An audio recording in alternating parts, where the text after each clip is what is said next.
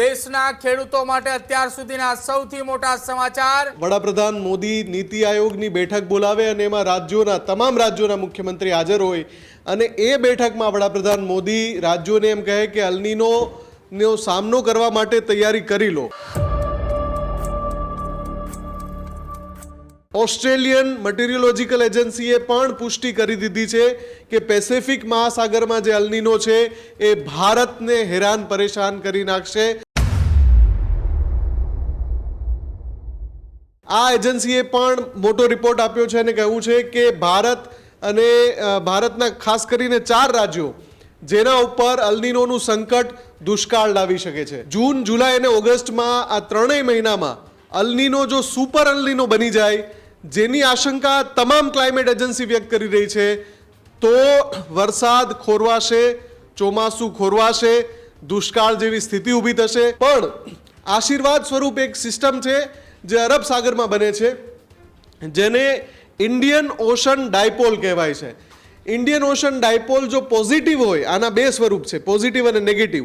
જો Indian ocean dipole positive હોય તો એ અલ્નીનોનો સામનો એવી જ રીતે કરી શકશે જે રીતે રામબાણ કરે છે, એટલે કે રામબાણ ઇલાજ છે અલ્નીનોનો।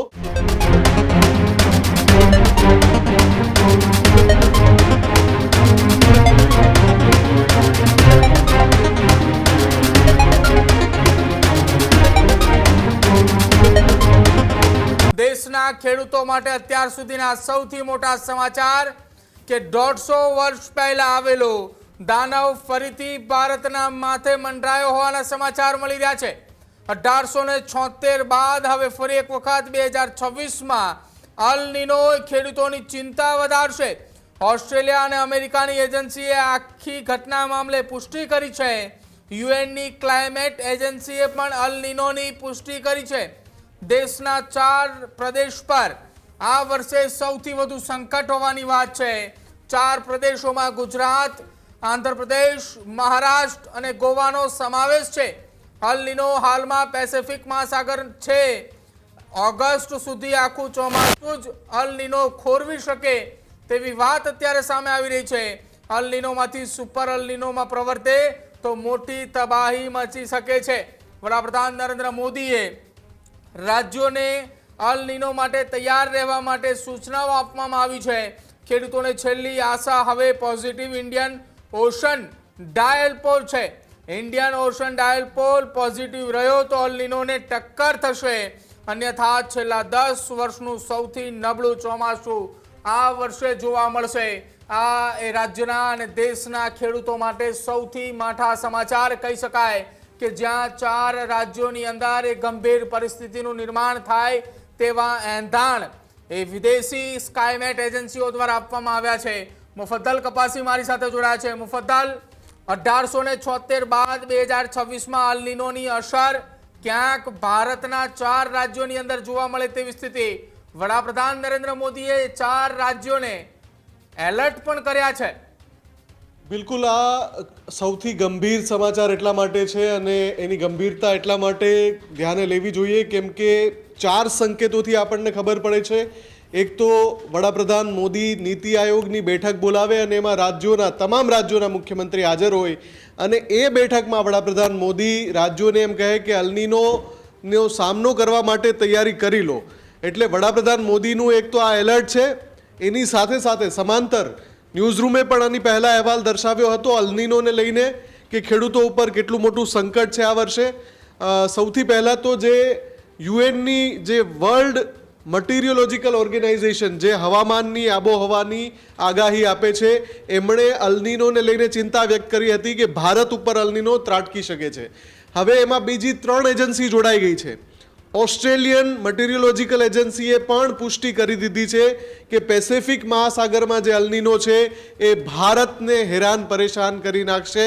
આ વખતે ભારતમાં ચોમાસું ખોરવાઈ શકે છે અલ્નીનોના કારણે। હવે આ જે એજન્સી છે એમાં કોપરનિક્સ ક્લાઇમેટ એજન્સી છે। આ એજન્સીએ પણ મોટો રિપોર્ટ આપ્યો છે અને કહ્યું છે કે ભારતના ખાસ કરીને 4 રાજ્યો જેના ઉપર અલ્નીનોનું સંકટ દુષ્કાળ લાવી શકે છે। આ ચિંતાજનક એટલા માટે છે કે જૂન, જુલાઈ અને ઓગસ્ટ આ 3 મહિનાનો ઉલ્લેખ છે। આ 3 મહિનામાં જે રીતે દર વર્ષે અને ખાસ કરીને પાછલા 10 વર્ષની આપણે સરેરાશ જોઈએ તો જે રીતે ચોમાસું રહ્યું છે, જૂન, જુલાઈ અને ઓગસ્ટમાં આ ત્રણેય મહિનામાં અલનીનો જો સુપર અલનીનો બની જાય, જેની આશંકા તમામ ક્લાઇમેટ એજન્સી વ્યક્ત કરી રહી છે, તો વરસાદ ખોરવાશે, ચોમાસું ખોરવાશે, દુષ્કાળ જેવી સ્થિતિ ઊભી થશે. અને એટલે જ વડાપ્રધાન મોદીએ તમામ રાજ્યોના મુખ્યમંત્રીની બેઠકમાં કહ્યું કે રાજ્યો તૈયારી કરી લે, અલનીનો આવી શકે છે.